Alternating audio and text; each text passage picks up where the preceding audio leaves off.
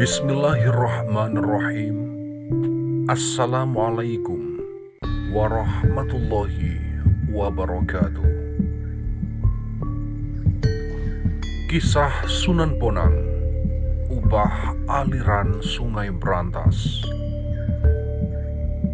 Kisah Sunan Bonang, Sang Wali Songo, memiliki karomah mengubah aliran Sungai Berantas dalam proses dakwah Islam di wilayah Kediri. Konon, dengan karomahnya, Sunan Bonang mengubah aliran Sungai Berantas sehingga menjadikan daerah yang enggan menerima dakwah Islam di sepanjang aliran sungai menjadi kekurangan air, bahkan sebagian yang lain mengalami banjir.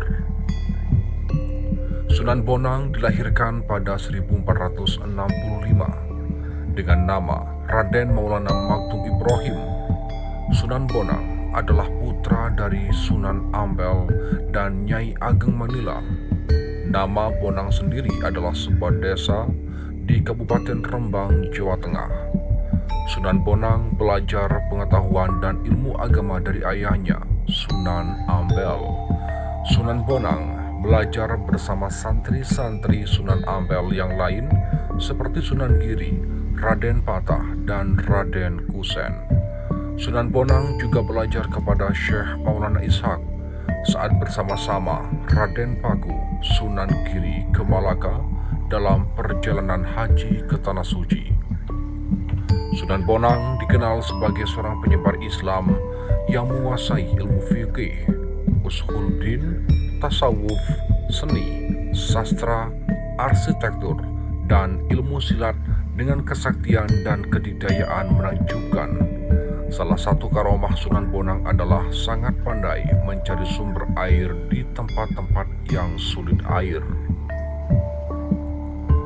Babat Daha Kediri menggambarkan bagaimana Sunan Bonang dengan pengetahuannya yang luar biasa bisa mengubah aliran Sungai Berantas sehingga menjadikan daerah yang enggan menerima dakwah Islam di sepanjang aliran sungai menjadi kekurangan air, bahkan sebagian yang lain mengalami banjir.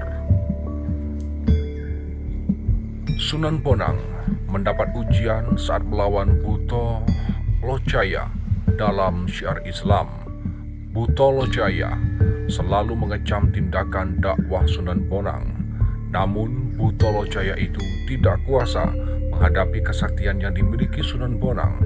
Pun demikian yang juga dengan tokoh Nyai Peluncing, yang kiranya seorang Bairawi penerus ajaran ilmu hitam calon arang yang dapat dikalahkan oleh Sunan Bonang.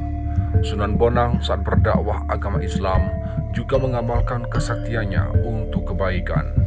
Dalam buku Sunan Bonang, Wali Keramat, Karomah, Kesaktian, dan Ajaran-ajaran Hidup Sang Waliullah Karya Asti Musman, suatu ketika Sunan Bonang hendak berdakwah agama Islam di pedalaman Kediri. Kabarnya, wilayah Kediri ini begitu sulit ditaklukkan lantaran pengaruh ajaran Buddha dan Hindu yang begitu kuat.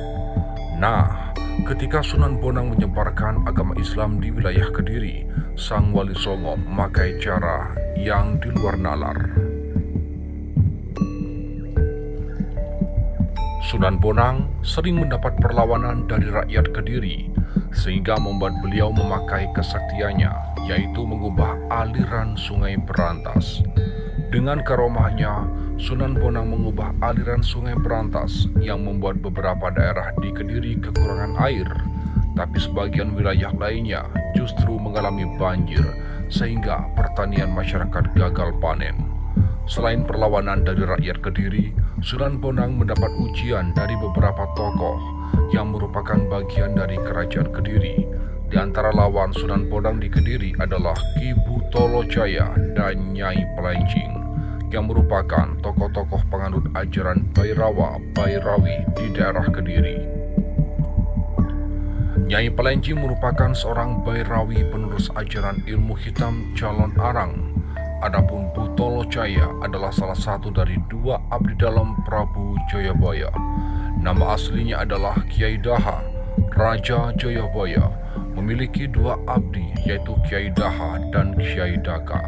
Saat Kiai Daha diangkat sebagai patih, namanya berganti menjadi Butalocaya, sementara Kiai Daka dijadikan senopati perang dengan nama Tunggul Wulung.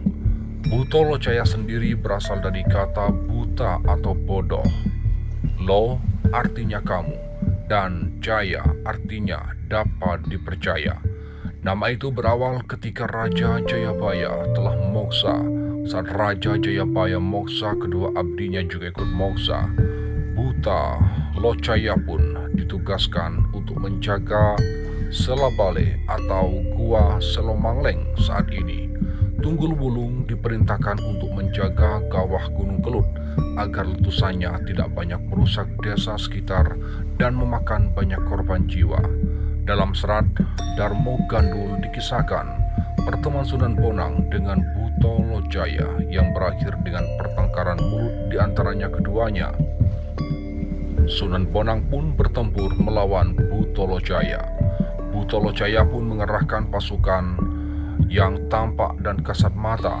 Dia memanggil anak-anaknya serta para jin peri perayangan untuk diajak melawan Sunan Bonang. Para makhluk halus itu bersiap perang serta berjalan secepat angin.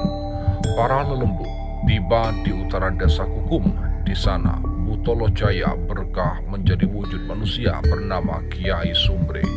Sementara para lembut yang terlihat beribu-ribu tidak terlihat. Kiai Sumbre berdiri di tengah jalan di bawah pohon sambil menghadang perjalanan Sunan Bonang dari utara. Konon, Sunan Bonang pun sudah mengetahui bahwa yang berdiri di pohon sambi itu rajanya setan yang bersiap mengganggu. Nah, berkat karomah Sunan Bonang, para makhluk halus ini yang berjumlah ribuan ini disingkirkan. Makhluk halus ini pun tidak tahan dengan perbawa Sunan Bonang. Terima kasih. Semoga bermanfaat. Wassalamualaikum warahmatullahi wabarakatuh.